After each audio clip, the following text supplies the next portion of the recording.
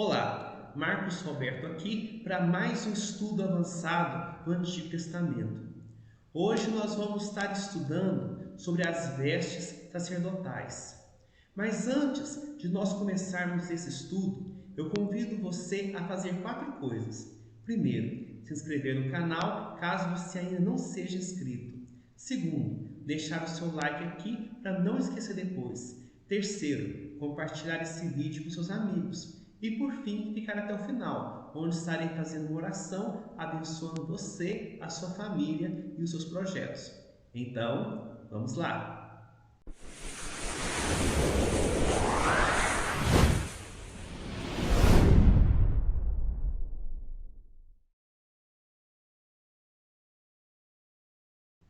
Hoje nós vamos estar estudando sobre as vestes sacerdotais do sumo sacerdote.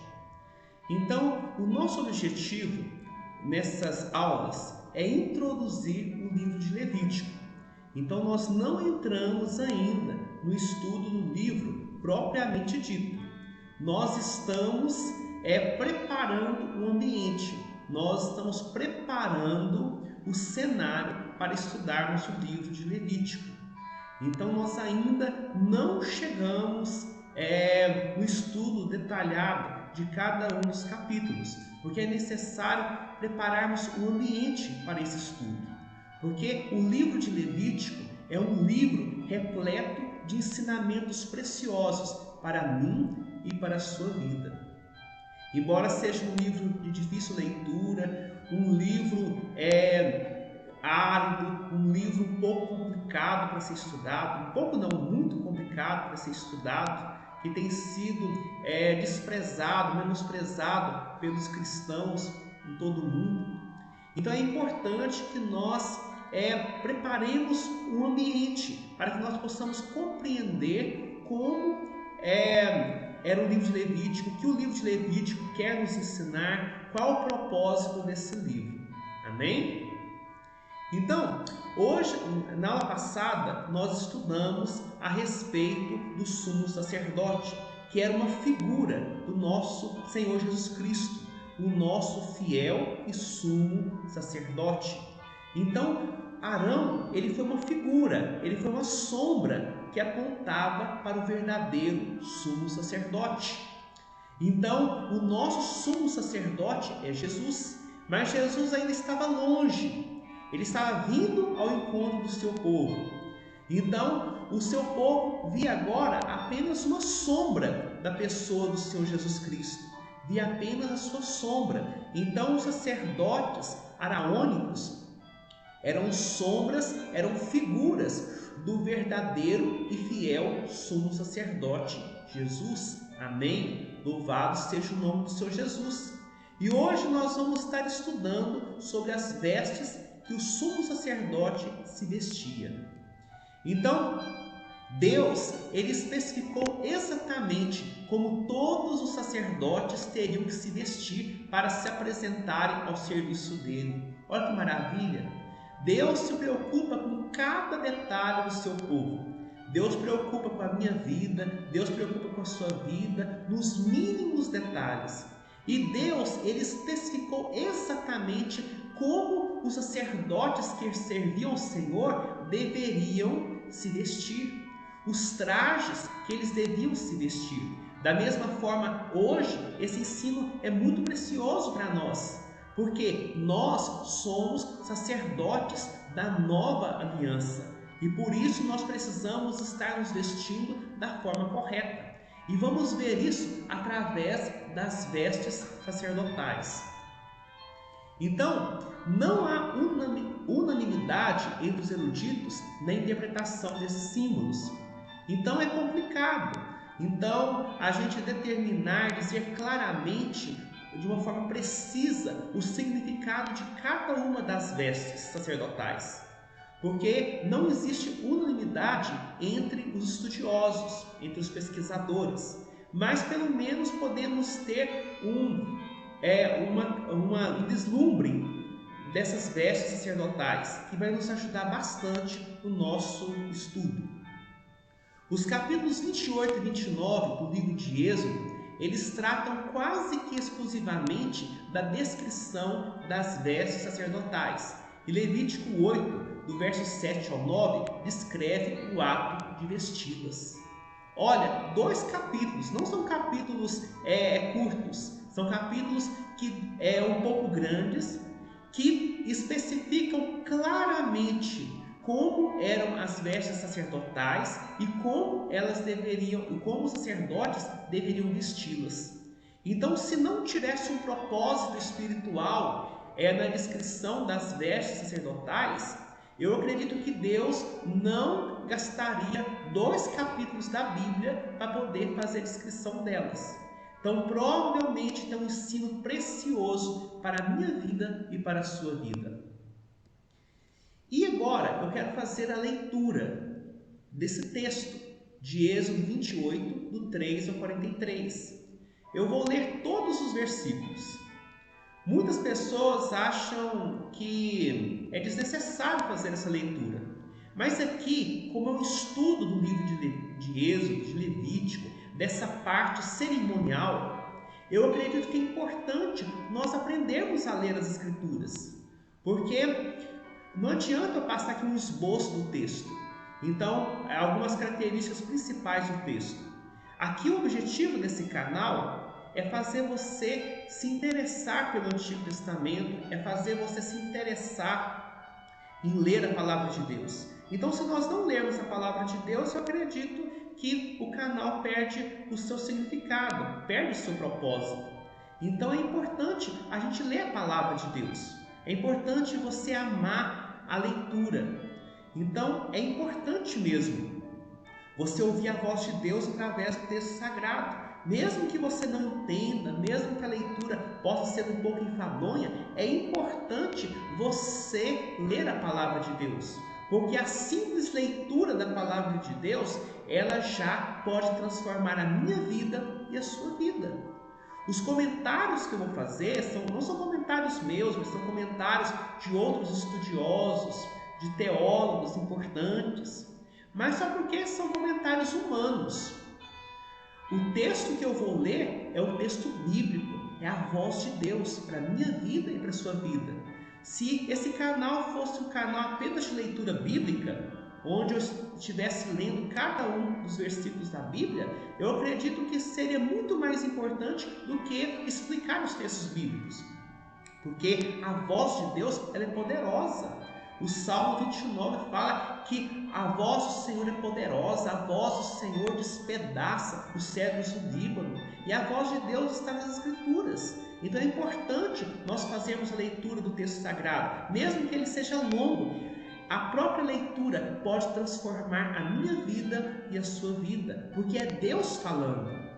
Quando eu for explicar algum texto, eu vou estar falando, citando comentários humanos, vozes humanas que podem não estar corretas, mas o texto bíblico é verdadeiro, é Deus falando ao meu e ao seu coração. Por isso eu quero desafiar você a ler a palavra comigo, mesmo que seja um texto grande, mesmo que seja um texto de difícil leitura, é importante que nós leiamos esse texto.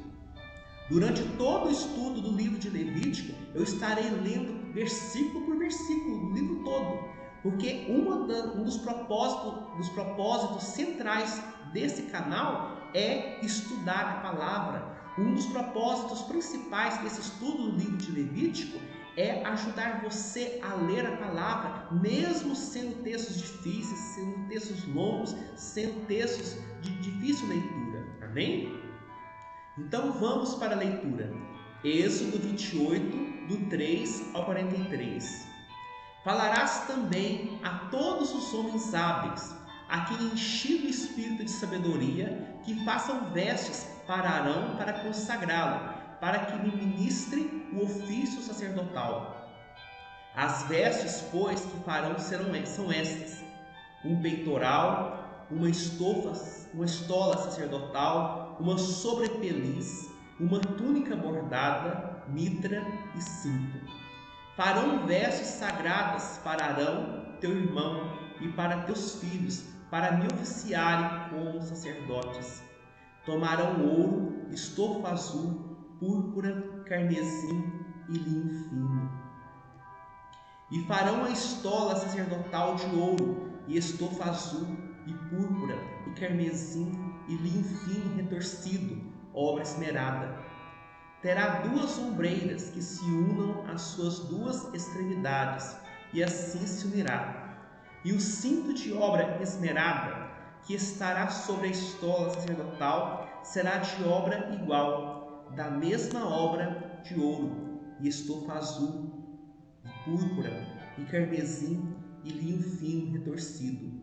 Tomarás 2 pedras de ônix, e gravarás nelas os nomes dos filhos de Israel, 6 de seus nomes numa pedra, e os outros 6 na outra pedra, segundo a ordem do seu nascimento. Conforme a obra de lapidador, com lavores de sinete, gravarás as 2 pedras com os nomes dos filhos de Israel, engastadas ao redor de ouro. As farás, e porás as 2 pedras nas ombreiras da estola sacerdotal, por pedras de memória aos filhos de Israel. E Arão levará os seus nomes sobre ambos os seus ombros, para a memória diante do Senhor. Farás também engaços de ouro, e 2 correntes de ouro puro, obra de fieiras farás, e as correntes de fieira prenderás nos engastes. Farás também o peitoral do juízo, de obra esmerada, conforme a obra da estola sacerdotal o farás, de ouro, e estofa azul, e púrpura, e carmesim, e linho fino retorcido o farás. Quadrado e duplo, será de 1 palmo seu comprimento, e de 1 palmo a sua largura. Colocarás nele engaços de pedra, com 4 ordens de pedras. A ordem de sardio, topázio e carbúnculo será a primeira ordem. A segunda ordem será de esmeralda, safira e diamante. A terceira ordem será de jacinto, ágata e ametista. A quarta ordem será de berilo, ônix e jaspe. Elas serão guarnecidas de ouro nos seus engastes. As pedras serão conforme os nomes dos filhos de Israel, 12 segundo os seus nomes.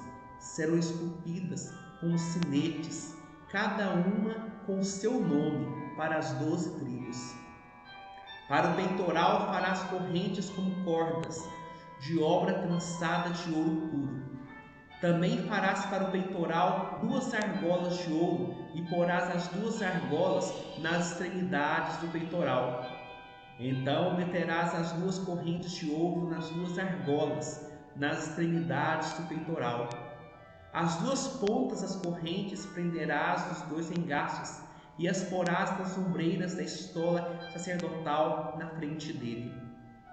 Farás também 2 argolas de ouro, e as porás nas 2 extremidades do peitoral, na sua orla interior, junto à estola sacerdotal.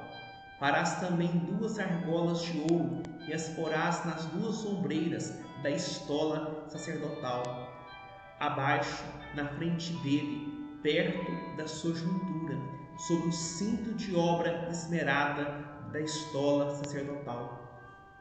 E ligarão o peitoral com as suas argolas, as argolas da estola sacerdotal, por cima com uma fita azul, para que esteja sobre o cinto da estola sacerdotal, e nunca o peitoral se separará da estola sacerdotal.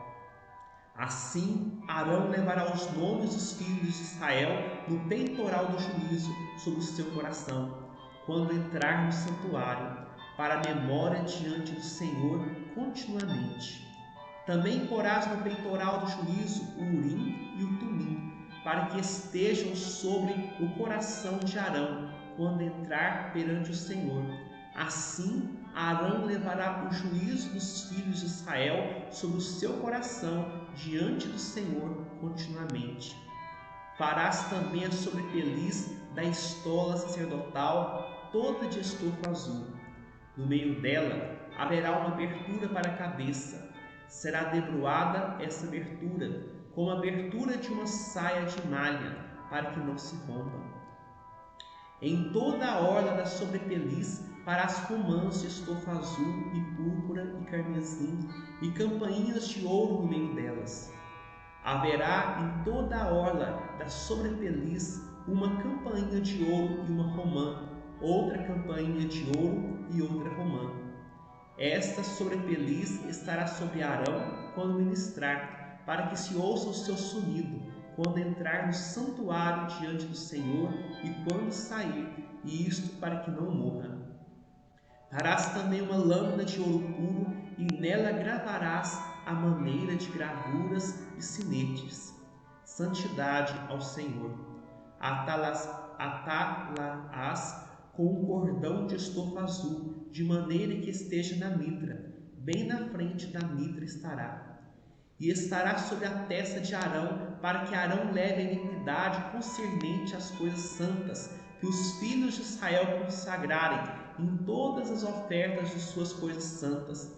Sempre estará sobre a testa de Arão, para que eles sejam aceitos perante o Senhor.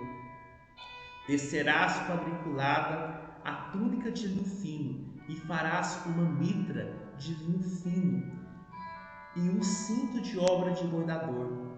Para os filhos de Arão farás túnicas, e cintos e tiaras, fá-lo-ás para glória e ornamento.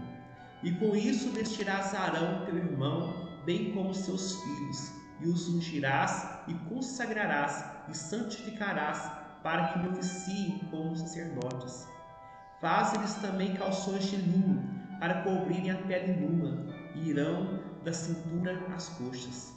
E estarão sobre Arão e sobre seus filhos, quando entrarem na tenda da congregação, ou quando se chegarem ao altar para ministrar no santuário, para que não levem iniquidade e morram.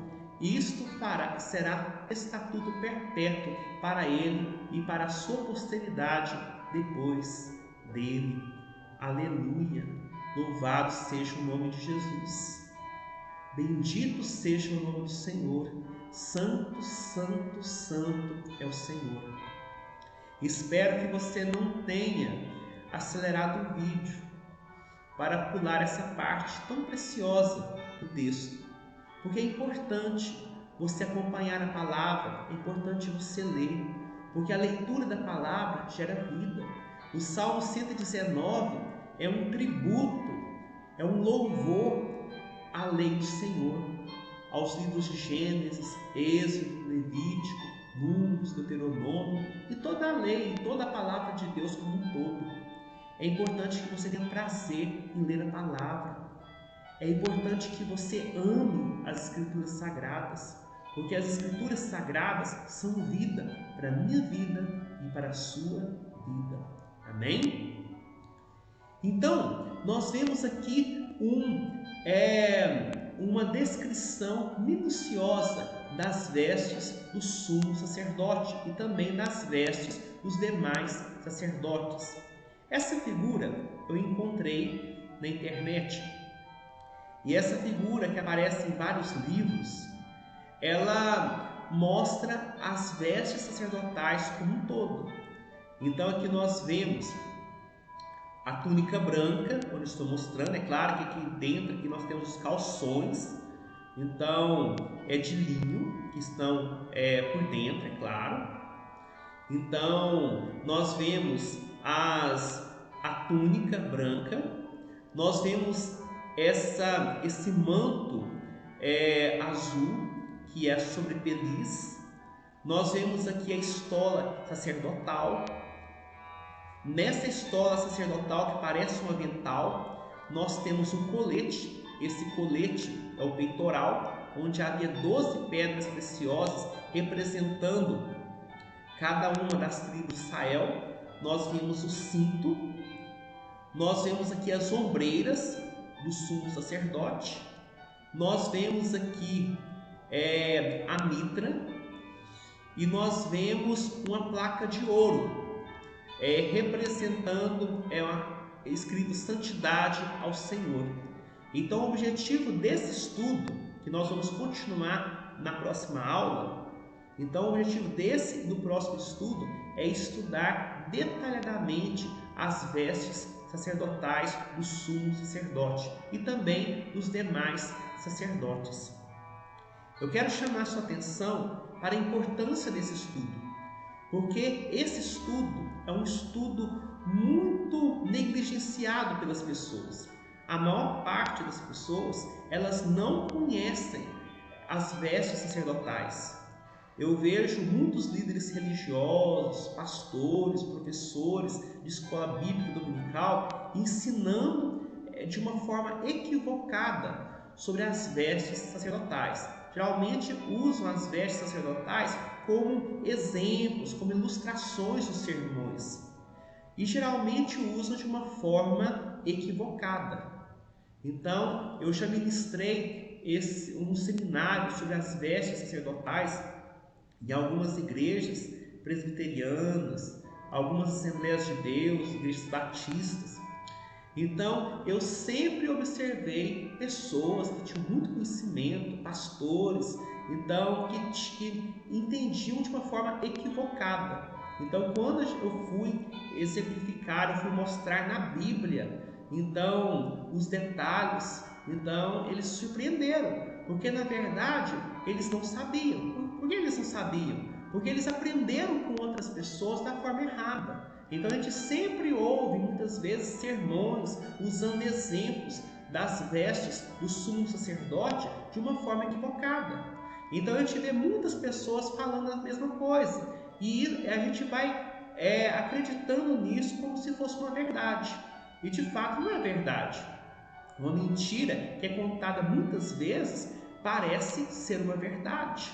Então, por isso é necessário nós irmos à fonte. Por isso é necessário nós irmos nas Escrituras Sagradas e vermos o que a Palavra de Deus de fato está dizendo. Ou, quando é algum fato histórico, nós irmos em fontes confiáveis, em documentos antigos, então, que podem ser uma fonte de enriquecimento, como as obras de Flávio Joséfo,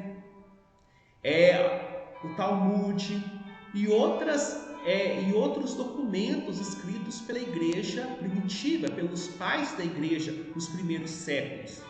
Então, não estou dizendo que tudo que Flávio Joséfo disse era verdadeiro, mas pelo fato de ter vivido bem próximo do tempo dos apóstolos, então as verdades bíblicas, os documentos bíblicos estavam mais próximos, as fontes originais estavam mais próximas. Então, quando a gente compara um texto bíblico, uma informação bíblica com algum documento antigo, bem antigo, e nós observamos que são semelhantes, então nós temos mais garantia se aquele fato de fato aconteceu ou não. É claro que nós não podemos duvidar da veracidade da palavra sagrada, mas muitas vezes fontes adicionais nos ajudam a ter uma compreensão melhor do texto bíblico.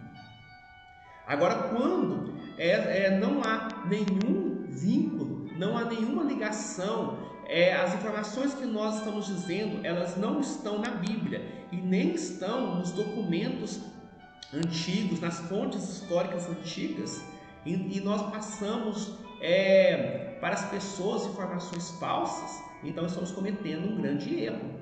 Eu já vi vários livros, eu tenho inúmeros livros sobre o tabernáculo, sobre comentários sobre o Antigo Testamento, e muitas vezes, até mesmo em livros de teólogos famosos, nós vemos ilustrações errôneas das vestes sacerdotais. Então, é importante nós nos atermos a isso, certo? Por isso é muito importante você estar aqui comigo estudando esse tema, e porque aqui eu não sou o dono da verdade, eu estou apenas mostrando o caminho. E aí você vai conferir na Bíblia e vai conferir nas obras antigas para ver se aquilo que eu estou falando de fato é verdade.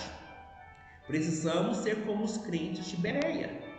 Então, quando o apóstolo Paulo pregava, eles conferiam nas Escrituras, eles conferiam na Bíblia se o que Paulo estava falando de fato era verdade. Então nós não podemos acreditar em tudo que um líder religioso fala. Nós não podemos acreditar em tudo o que um teólogo famoso fala. Precisamos conferir nas Escrituras. Precisamos conferir os documentos originais, os documentos antigos, se aquilo que nós estamos ouvindo de fato está de conformidade com a Bíblia ou com os documentos antigos, com as fontes históricas que podemos considerar como confiáveis. Então, tome bastante cuidado. Precisamos ser como os crentes de Bereia, que conferem nas Escrituras, que conferem nas fontes históricas, para ver se aquilo que está sendo pregado é de fato a verdade. Amém? Então, hoje nós estaremos estudando a túnica, o cinto e os calções. Então, o objetivo do nosso estudo de hoje é estar estudando a túnica, o cinto e os calções. E na próxima aula nós vamos estudar as demais vestes sagradas. Eu tenho certeza que o Senhor abençoará poderosamente a minha vida e a sua vida. Amém? Êxodo 39, 28. Vestirá ele a túnica de linho sagrada. Terá as calças de linho sobre a pele, cingir-se-á com o cinto de linho e se cobrirá com a mitra de linho. São estas as vestes sagradas. Banhará o seu corpo em água e então as vestirás. Levítico 16, 4. Agora em Êxodo 39, 28. E a mitra de linho fino, e as tiaras de linho fino, e os calções de linho fino retorcido. Aleluia! Louvado seja o nome de Jesus. Vamos ver a túnica. Mas antes disso, vamos relembrar ali a túnica branca, de linho fino. Aqui, ó. Observe que tem várias vestes. Então, o branco, esse manto branco, é a túnica de linho fino. Nós temos um outro manto, esse manto azul, que é a sobrepeliz. Vamos estar estudando agora a túnica de linho fino. Amém. Louvado seja o nome de Jesus. A palavra hebraica para designar túnica, neste momento, refere-se a uma roupa destinada a cobrir a nudez, sendo uma roupa de baixo. Aleluia! Então a túnica era uma roupa destinada para cobrir a nudez. Era uma roupa de baixo. Ou seja, Deus, Ele nos chama para termos uma vida santa. Vamos lembrar, lá no início da palavra de Deus, Deus criou o homem e a mulher e os colocou no jardim do Éden. Lá eles estavam nus, mas eles não se envergonhavam. O último versículo de Gênesis, capítulo 2, diz que o homem e a mulher estavam nus e eles não se envergonhavam. Mas quando eles pecaram, a Bíblia fala que eles abriram os olhos. Ou seja, até aquele momento eles viam apenas o bem. Mas no momento que eles pecaram, eles abriram os olhos e passaram a ver o mal. Eles se sentiram nus e eles pegaram e fizeram vestes de folhas de figueira para poder tampar a sua nudez. Ou seja, eles se sentiram envergonhados. Mas por que eles não se envergonhavam antes? Porque até aquele momento, até antes de eles pecarem, eles estavam revestidos da glória de Deus. Eles estavam cobertos pela glória de Deus. No momento que eles pecaram, eles perderam aquela cobertura, eles perderam aquela veste da glória de Deus. E eles se sentiram envergonhados. Então a túnica era uma roupa comprida, cobrindo o corpo por completo. Olha só que interessante, a túnica era uma roupa comprida, ela cobria o corpo todo. E isso é importante para nós, todo o nosso corpo tem que estar coberto. No caso do sumo sacerdote, a túnica sempre era uma roupa de baixo. Ou seja, a nudez deveria ser coberta. Vamos ver que ela era coberta através tanto da túnica como dos calções de linho. Então, vamos lembrar que lá no Jardim do Éden, o homem estava nu, mas ele estava coberto pela glória de Deus, estava coberto por um manto espiritual, estava revestido da glória de Deus. E a túnica mostra justamente isso, que a nossa nudez espiritual está coberta pela glória de Deus. Mas quando o homem pecou, ele se sentiu nu, ele se envergonhou, ele perdeu a comunhão com Deus. E aí a Bíblia fala que após o Senhor ter trazido juízo sobre Adão e Eva, a palavra do Senhor diz que Deus ele fez vestes de peles para cobrir a nudez do homem e de sua mulher.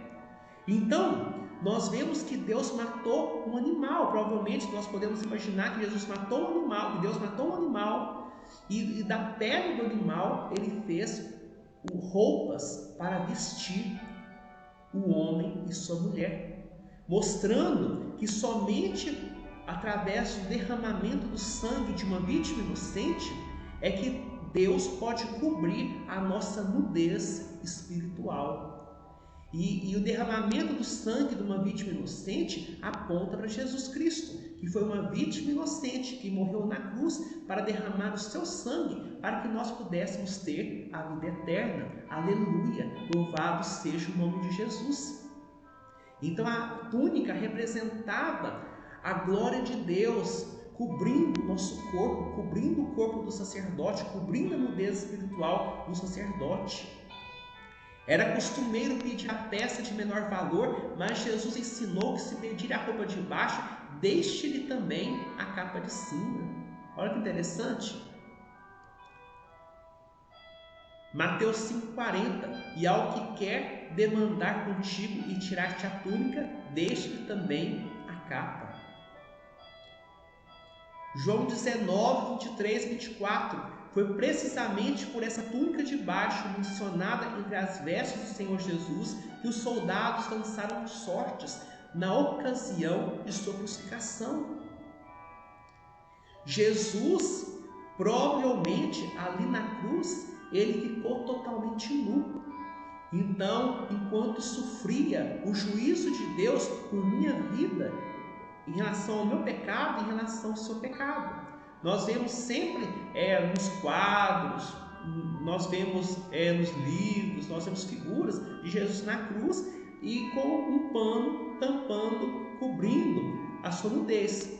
Mas provavelmente Jesus ficou totalmente nu ali na cruz, expondo toda a sua, se tornando vergonha. A nudez representa vergonha. Então, descobrir a nudez é expor a vergonha diante das pessoas, diante dos homens. E Jesus se tornou maldição, ele expôs a vergonha do nosso pecado ali na cruz do Calvário. Então, provavelmente, Jesus ficou totalmente nu ali na cruz, sendo um espetáculo vivo, tanto para homens, como para anjos, como para demônios.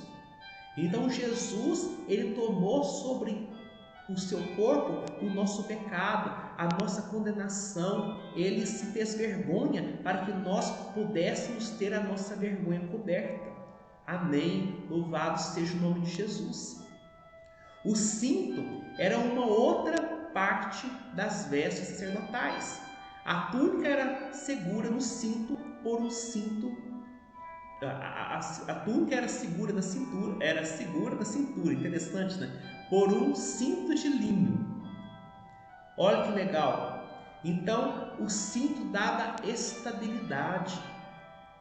Esse cinto sempre fez parte das vestes dos sacerdotes levíticos nas Escrituras, com exceção de Isaías 22, do 20 ao 21, que se refere à parte de Eliaquim, um dos antecessores de Cristo na linha davídica. Eu gosto muito desse texto. Ele diz o seguinte: naquele dia chamarei a meu servo Eliaquim, filho de Uquias, vesti-lo-ei da tua túnica, cingi-lo-ei com a tua faixa e lhe entregarei nas mãos o teu poder, e ele será como pai para os moradores de Jerusalém e para a casa de Judá. Porei sobre o seu ombro a chave da casa de Davi, ele abrirá e ninguém fechará e ninguém abrirá.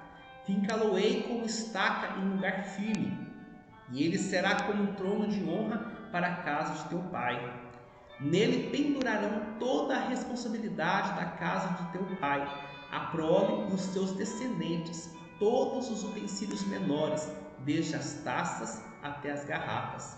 Naquele dia, diz o Senhor dos Exércitos, a estaca que fora fincada em lugar firme será tirada, será arrancada e cairá, e a carne que nela estava se desprenderá, porque o Senhor disse. Aleluia, louvado seja o nome do Senhor Jesus. Santo, santo é o Senhor. Agora vamos estar falando sobre os calções. Era a terceira peça que completava a vestidura de baixo para cobrir a nudez dos sacerdotes. Jamais poderia deixar de ser usada no sacerdócio. Então os calções funcionavam como uma cueca. Então, como uma cueca bem grande, porque ela não era uma cueca fininha, pequenininha, como nós temos hoje, mas uma cueca grande. Ela cobria toda a nudez dos sacerdotes. Êxodo 28, 42a. Faz-lhes também calções de linho para cobrirem a pele nua. Aqui nós vemos Deus se preocupando em cobrir a nossa nudez. Então, isso é algo importante. Nós vemos hoje muitas pessoas querendo descobrir o corpo, pessoas querendo mostrar o corpo para as demais pessoas. Isso é um pecado. Deus sempre, desde que o homem pecou ali no Jardim do Éden, desde que o pecado entrou no mundo, Deus sempre se preocupou em cobrir a nudez do ser humano. Então nós vemos isso lá em Gênesis, o próprio Deus cobrindo, fazendo vestes, cobrindo a nudez de Adão e Eva. Nós vemos isso presente lá também quando Noé se embriagou e ele se despiu e ficou nu ali na sua tenda. E aí quando o seu filho mais novo, Cão, ele vê o pai ali nu, ele pega e conta para os irmãos. E quando e aí nós vemos que os demais irmãos, Sem e Jafé, eles com as costas viradas vêm até o seu pai e tampa a nudez do pai. Então nós vemos que eles não viram a nudez do pai. Nós vemos a importância, o ensino bíblico para nós tomarmos cuidado com essa questão, para nós cobrirmos a nossa nudez, para nós não procurarmos ver a nudez das outras pessoas. Isso é pecado, é um grande crime. Por isso que a pornografia é pecado. Por isso que nós precisamos cobrir o nosso corpo. Hoje nós vemos muitas pessoas com o corpo descoberto, mostrando o corpo para as demais pessoas. Isso é pecado. Até nas igrejas vemos pessoas praticamente nuas ali, louvando a Deus, cantando, pregando. Isso é pecado, roupas coladas. Deus sempre teve um cuidado muito grande sobre a cobertura da nossa nudez, a nudez do ser humano. É necessário nós cobrirmos o corpo, é necessário nós nos vestirmos de uma forma decente. Faz-lhes também calções de linho para cobrir-lhes a pele nua. Eu vou voltar lá naquela figura do sacerdote. Olha só que interessante. Observe que o sumo sacerdote tinha a cabeça coberta. Nós vemos, olha só, as vestes sacerdotais, elas iam até os pés. Então, apenas os pés ficavam descobertos, apenas as mãos ficavam descobertas, apenas o rosto do sacerdote ficava descoberto. Então, todo o restante do corpo estava coberto. Aqui eu não quero dizer também que você deve vestir roupas, por exemplo, totalmente compridas. De maneira alguma eu estou dizendo isso. Existem denominações, existem igrejas, existem seitas onde as pessoas se vestem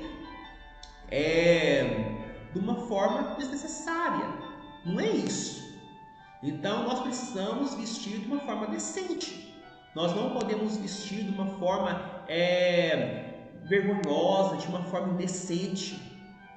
Então, mas também nós não precisamos, por exemplo, vivemos aqui no Brasil.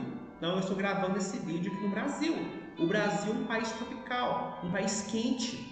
Não tem sentido nós vestirmos roupas, por exemplo, como essa, de maneira alguma. Então, se você quer vestir, não tem problema. Mas eu também não posso dizer que todas as pessoas têm que vestir roupas assim. O importante é nós estarmos cobrindo o nosso corpo, porque as vestes de fora devem representar a nossa santidade.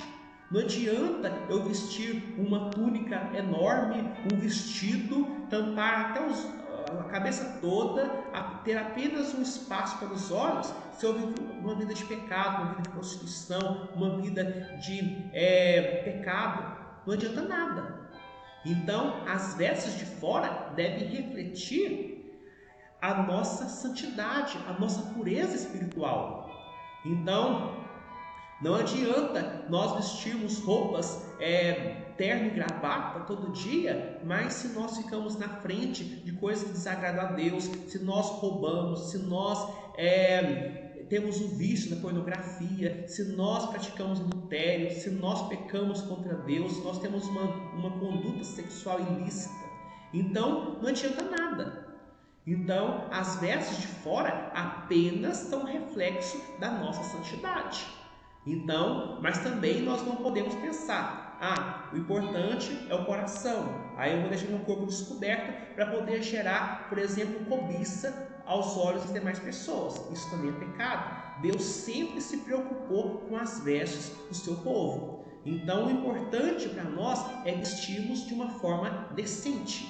Você se vestir de uma forma que não vá despertar sentimentos ilícitos nas demais pessoas. Então é algo muito importante. A questão da nudez, ela é muito clara nas escrituras sagradas. Os calções, eles serviam para cobrir a nudez do sacerdote. Jamais poderiam ser deixados de ser usados. Êxodo 28, 42. Faz-lhes também calções de linho para cobrirem a pele nua. Ezequiel 44, 18. Tiaras de linho lhes estarão sobre as cabeças e calções de linho sobre as coxas. Não se cingirão a ponto de lhes vir suor. Então, olha só, os calções de linho, aqui na leitura de Ezequiel, eles deveriam cobrir as coxas. Então, provavelmente o calção ele vinha da cintura até o joelho. Não era uma cueca fininha, pequenininha, uma tanguinha, era uma cueca bem grande. Então aqui nós vemos a importância de nós cuidarmos da nossa santidade. 1 Tessalonicenses 4, verso 3 fala: porque essa é a vontade de Deus, a vossa santificação, que vos abstenhais da prostituição. O verso 4 também diz que cada um de vós saiba possuir o próprio corpo em santificação e honra. Nós precisamos cuidar do nosso corpo. Nós precisamos cuidar do nosso corpo porque ele é templo do Espírito Santo. Aleluia! Louvado seja Deus! Mas aí você pode dizer para mim, Marcos, e quanto a Davi? A Bíblia lá em 2 Samuel capítulo 6, Davi, ele dançou nu diante de Deus. Isso é engano. Eu já ouvi líderes religiosos falando isso. Já havia até insinuações em filmes. Mas isso é um grande engano.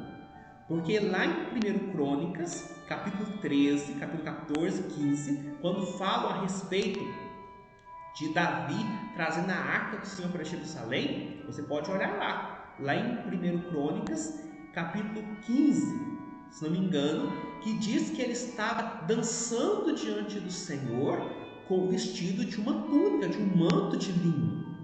Então ele não ficou nu. Quando fala que ele tirou suas vestes, quer dizer que ele retirou suas vestes de rei. O comentário sarcástico de Mical é porque ele agiu como um adorador diante do Senhor ali na frente do povo, e não como alguém que estava agindo como um vadio, por exemplo, uma pessoa despida. Primeiramente, porque Deus sempre exigiu que o seu povo estivesse vestido. os sacerdotes só poderiam ministrar diante do Senhor, vamos ver agora, se eles estivessem vestidos de uma forma adequada. Olha o verso, olha Ezequiel 44:18. Tiaras de linho lhes estarão sobre as cabeças e calções de linho sobre as coxas.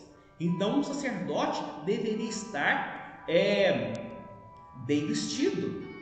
Olha só que interessante, quero ler esse texto aqui, Êxodo 20, 25 a 26. Se me levantares um altar de pedras, não farás de pedras lavradas, pois se sobre ele manejares a tua ferramenta, profana-o-ás. Nem subirás por degrau ao meu altar, para que a tua nudez não seja ali exposta. Deus deixou um mandamento bem claro, ali juntinho dos 10 mandamentos, dizendo, olha, quando você subir ao altar para adorar, quando o sacerdote for ali adorar a Deus ali no altar, tome cuidado, não suba por degrau no meu altar, para que a tua nudez não seja ali exposta. Deus deixou bem claro, olha, quando você estiver me servindo, vocês têm que estar bem vestido. O sumo sacerdote tampava, cobria todo o seu corpo, ele não ficava nu. E aqui o Senhor deixa bem claro, olha, o sacerdote não poderia expor a sua nudez ali diante do santuário, diante do altar do Senhor. É um mandamento. Então, se esse é um mandamento da lei para os sacerdotes, será que Davi poderia ficar nu, dançar nu diante do Senhor? Então, provavelmente isso não está correto. É um engano, e é um grande engano, uma ignorância espiritual. Então, quando fala que Davi se descobriu aos olhos do povo, não quer dizer que ele ficou nu, porque se ele ficasse nu ali, totalmente nu, ele seria apedrejado. A palavra de Deus é muito clara a esse respeito. Quando fala que ele se descobriu aos olhos das servas e seus servos, como se descobre um padilho, no comentário sarcástico de Mical, nós vemos que ele retirou as suas vestes de rei. Ele se vestiu unicamente de uma forma simples, humilde, diante do Senhor. Ele estava ali servindo ao Senhor de uma forma simples, humilde, porque a túnica era uma roupa que os sacerdotes vestiam, mas que também outras pessoas também vestiam. Então, ele se vestiu de uma forma simples, humilde, enquanto adorava a Deus. Mas e o caso de Isaías? A Bíblia fala lá em Isaías 20 que Isaías ficou 3 anos andando despido. Então ele ficou andando nu 3 anos? De maneira alguma. Se você for ler o texto, você até pode pensar nisso. Mas ali nós vemos que a mesma questão. Isaías era um profeta do Senhor. Se Deus tinha esse mandamento a respeito da nudez para os sacerdotes, será que Deus ia permitir, Deus ia dar ordem para Isaías ficar nu, totalmente despido, andando no meio do seu povo? Eu já vi até filmes, eu tenho um DVD na minha casa de um filme, que eu não vou dizer que filme que fala sobre Isaías, que mostra uma porção de profetas, inclusive Isaías, e aí Isaías pega e anda despido, ele retira suas roupas e anda totalmente desnudo na cidade. Isso é totalmente um engano. Quando fala que Deus mandou Isaías andar despido, quer dizer que era para ele poder retirar o seu manto de profeta e andar como se fosse um prisioneiro de guerra. Então Deus estava ali, o contexto bíblico é muito importante. Um texto sem contexto é pretexto para heresia. Eu já vi pessoas falando isso, já vi líderes religiosos falando isso, já vi pastores pregando isso de uma forma equivocada. Isaías andou 3 anos sem vestir roupa alguma, totalmente despido. É um engano, uma pessoa ignorante que fala uma coisa dessas. Quando fala que Isaías se despiu, quer dizer que ele andou como prisioneiro de guerra, com uma pessoa que havia sido presa, que parte das vestes havia sido rasgada, ou seja, como fosse um prisioneiro de guerra. Então ele deixou, durante 3 anos, ele não usou o seu manto de profeta, suas roupas de profeta. ele andou como um prisioneiro de guerra, apontando, chamando o povo para o juízo que Deus estava preparando para o seu povo, para a condenação futura, que de fato aconteceu nos tempos de Nabucodonosor. Então é muito importante que nós tenhamos isso em mente. Então Deus sempre rejeitou a nudez. Então nós não podemos andar, por exemplo, de uma forma indecente diante das pessoas. Então os sacerdotes antigos, eles geralmente, nos cultos antigos, dos sumérios, de outros povos, geralmente o sacerdote que oferecia as libações, ele estava nu. Então, geralmente, os povos antigos, no culto deles, então, a nudez era um elemento importante para eles. Então, muitas vezes, o sacerdote que oferecia as libações, geralmente, diante do seu Deus, diante dos deuses falsos, então, geralmente, ficava nu. Por quê? Tinha aquele medo de desagradar a divindade se ele vestisse uma roupa que a divindade não agradasse, ou santificar as vestes de uma forma equivocada. Então, geralmente, nós vemos isso em monumentos, em placas sumerianas, e os sacerdotes, mesmo aqueles que ofereciam as coisas mais simples, as libações mais simples, geralmente estavam nus diante da divindade, diante dos deuses. Havia também a nudez, a prostituição cultual, onde as pessoas elas tinham relações sexuais ali nos santuários, que fazia parte do culto aos ídolos. Mas em Israel, Deus jamais permitiu tal prática. Deus sempre exigiu que o seu povo fosse santo. Então Deus sempre se preocupou em cobrir a nudez do seu povo, principalmente dos seus sacerdotes. Ezequiel 44:18: não se cingirão a ponto de lhes vir suor. Deus também faz ele chama a atenção do seu povo para a questão do suor. Por que Deus faz uma advertência quanto ao suor? Vamos ver o que a Bíblia fala a respeito do suor. A palavra suor aparece mais uma vez no Antigo Testamento e uma única vez no Novo Testamento. Gênesis 3, 17 e 19. Maldita é a terra por tua causa, em fadigas obterás dela o sustento durante os dias de tua vida. Ela produzirá também cardos e abrolhos, e tu comerás a erva do campo. No suor do rosto comerás o teu pão, até que tornes a terra, pois dela foste formado. Tu és pó e ao pó tornarás. Então nós vemos o suor aparecendo na Bíblia lá como uma forma de juízo de Deus, quando o homem peca, comendo o fruto proibido. E também vemos lá em Lucas 22:44, e aconteceu que o seu suor se tornou como gotas de sangue caindo sobre a terra. Então o suor, ele está relacionado a juízo, está relacionado. Jesus aqui nesse momento, ele estava suportando o juízo de Deus, ele já estava sofrendo, se angustiando por causa do sofrimento que ele teria que experimentar ali na cruz do Calvário. A nudez nas Escrituras. Quando Deus criou o homem, ele não vestiu, como eu já disse desde o início, falei várias vezes. Então, quando Deus criou Adão e colocou ele no jardim do Éden, ele estava vestido sim, mas não de vestes físicas, ele estava revestido da glória de Deus. Quando ele pecou, ele perdeu essa cobertura, ele perdeu esse revestimento da glória de Deus e ele se sentiu envergonhado. Por isso foi necessário Deus matar um animal, derramar o sangue de uma vítima inocente e usar a pele daquele animal para cobrir a nudez espiritual do homem. É justamente o que Deus fez na pessoa de Jesus. Jesus morreu na cruz para derramar o seu sangue para que a nossa nudez espiritual fosse coberta. Amém. Louvado seja o nome de Jesus. O primeiro casal estava revestido pela glória de Deus antes da queda. Após a nudez, tornou-se vergonhosa para eles mesmos. Aleluia!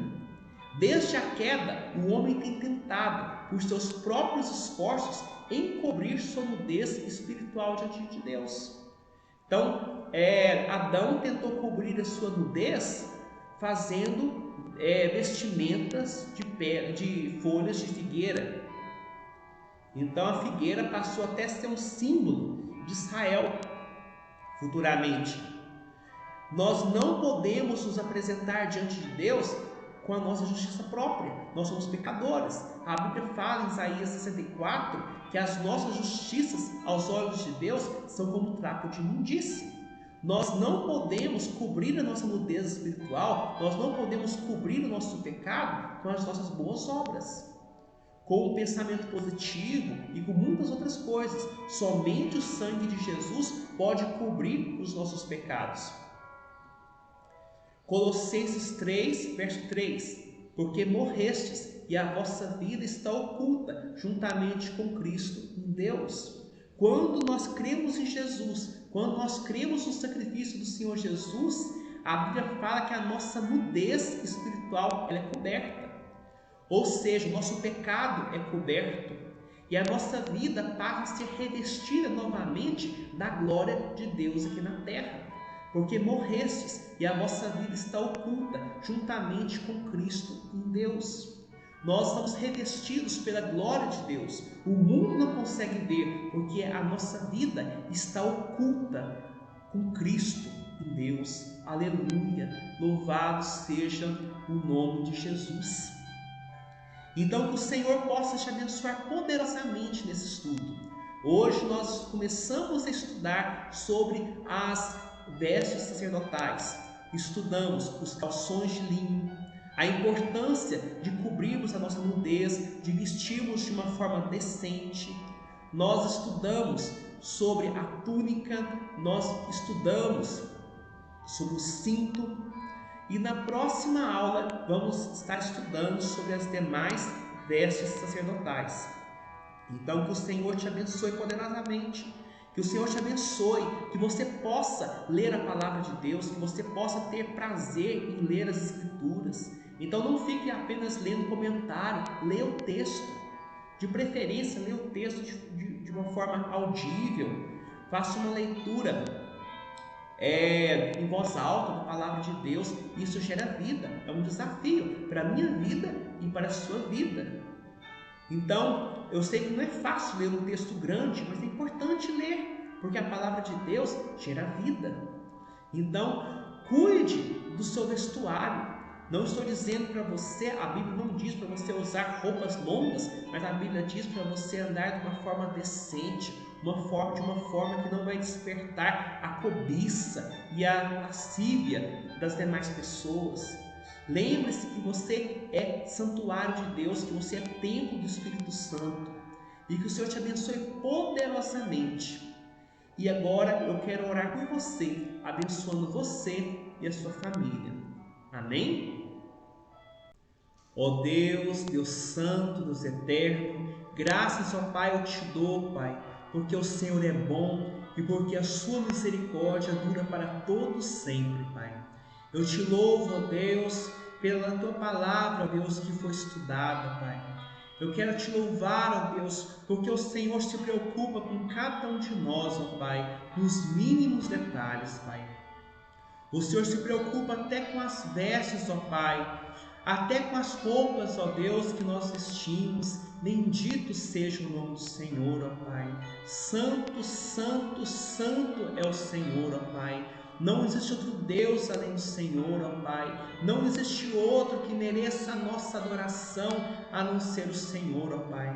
Eu te louvo, ó Deus, pelo estudo, ó Deus, do livro de Levítico, Pai. Eu te louvo, ó Deus, por essa aula de hoje, onde o Senhor falou poderosamente ao meu coração, e eu tenho certeza que o Senhor falou poderosamente ao coração de cada um, ó Deus, que participou, ó Deus, desta aula, Pai. Bendito seja o nome do Senhor, ó Pai. Ó, meu Deus, abençoa, ó Deus, cada um, ó Pai, que possamos, ó Deus, ter prazer, ó Deus, em ler a Tua palavra, Pai.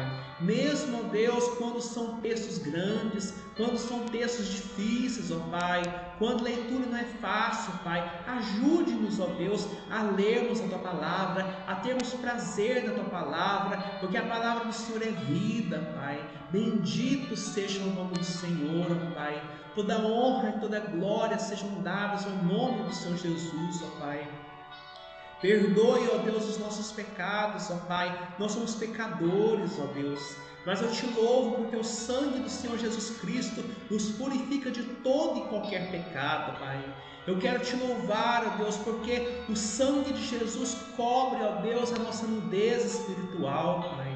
O sangue de Jesus, ó Pai, nos limpa de todo o mal, nos santifica, Pai, e nos reveste, ó Deus, com a Tua glória, Pai. Como era, Pai, na época, ó Deus, de Adão, antes ele pecar, ó Deus, ele era revestido da glória do Senhor, ó Pai. Bendito seja o nome de Jesus, ó Pai. Ajude-nos, ó Deus, a nos comportar de uma forma decente diante desse mundo, a agirmos como verdadeiros discípulos do Senhor, ó Pai. Ó meu Deus, Deus Santo, que nós não venhamos vestir, ó Pai, roupas indecentes, ó Pai, que nós não venhamos nos vestir de forma, ó Deus, a gerar, ó Deus, cobiça, lascívia aos olhos das demais pessoas, mas que possamos, ó Deus, nos vestir para glorificar o nome do Senhor, para honrar o nome do Senhor, que as nossas vestes exteriores possam ser, ó Deus, reflexos, ó Deus, das nossas vestes espirituais, da nossa vida de santidade, da nossa vida de humildade diante do Senhor, ó Pai. Ó Deus, Deus Santo, Deus Eterno, nós queremos, ó Deus, andar, ó Deus, no centro da Tua vontade, ó Deus. Nós queremos ser revestidos, ó Deus, da Tua glória, Pai. Livra-nos, ó Deus, do mal. A Tua palavra diz, ó Deus, que nós somos santuário do Espírito Santo, que nós somos templo do Espírito Santo, que o Senhor habita no meio de nós. Bendito seja o nome do Senhor Jesus. Toda honra e toda glória sejam dadas ao nome de Jesus. Não existe outro Deus além do Senhor, ó Pai. Não existe outro que mereça a nossa adoração, não ser o Senhor, ó Pai. Dê-nos um coração humilde, dê-nos um coração, ó Deus, quebrantado, dê-nos um coração cheio de fé, Pai. Livra-nos, ó Deus, do mal, livra-nos, ó Deus, da aparência do mal, ajude-nos, ó Deus, a fugir das tentações. A Tua palavra diz, o Senhor mesmo disse, ó Pai, lá em Mateus, Pai, 26:41, vigiai e orai para que não entreis em tentação. O espírito, na verdade, está pronto, mas a carne é fraca. Livra-nos do mal, Senhor Jesus, no nome de Jesus. E agora, Senhor Jesus, eu quero apresentar diante do Senhor esse Teu filho e essa Tua filha que comigo fazem essa oração, Pai.